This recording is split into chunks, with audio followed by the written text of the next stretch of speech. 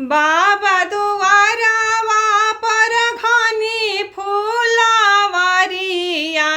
रे दुनो समधि खेले जुआवा सारा रे लालनावा।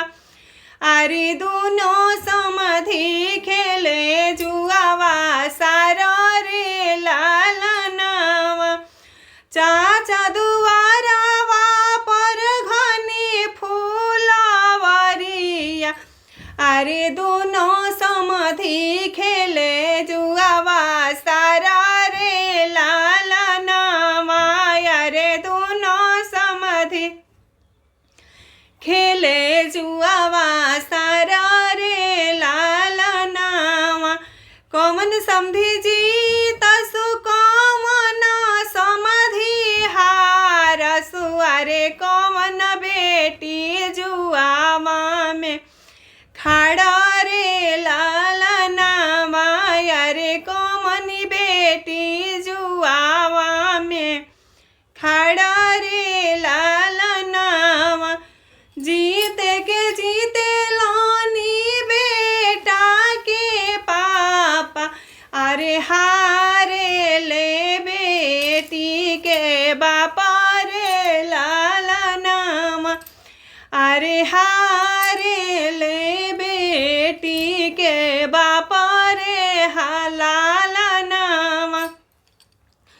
जीते के जीते लानी बेटा के चाचा अरे हारे लानी बेटी के चाचा रे लालनावा।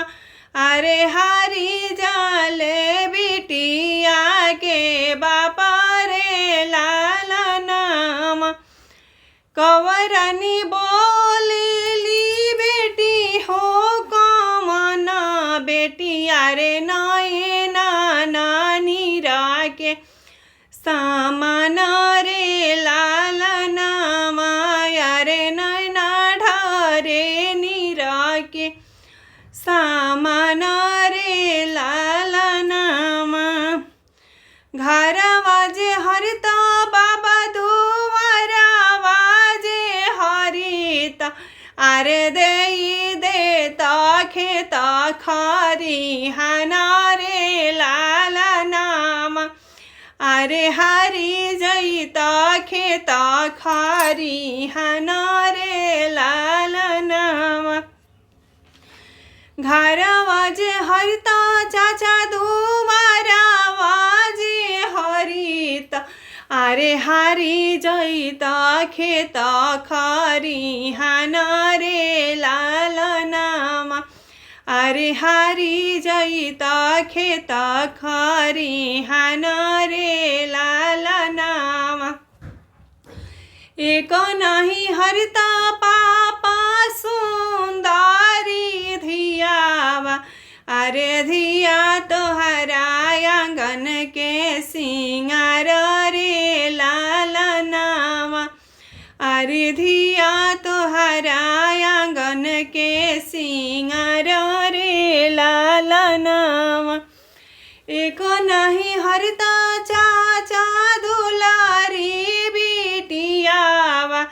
अरे बेटी तोहरा आंगन के सिंगार रे अरे बेटी तोहर आंगन के सिंगार रे लालनावा। समधि के चाही नाही घरावा दुआरावा।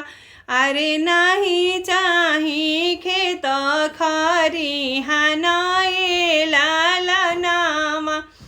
अरे नहीं चाही खेत खारी हाना रे लालनावा। समधि के बाड़ी बेटी करे कुंवारुआ। अरे वही लागी जीतस जुआवा सारा रे लालनावा। समधि के बाड़ी बेटी कुंवर एक पुतावा। अरे वही लागी जीतस जुआवा सारा रे लालनावा। ओहि रे ओहि लागी સુજુઆવા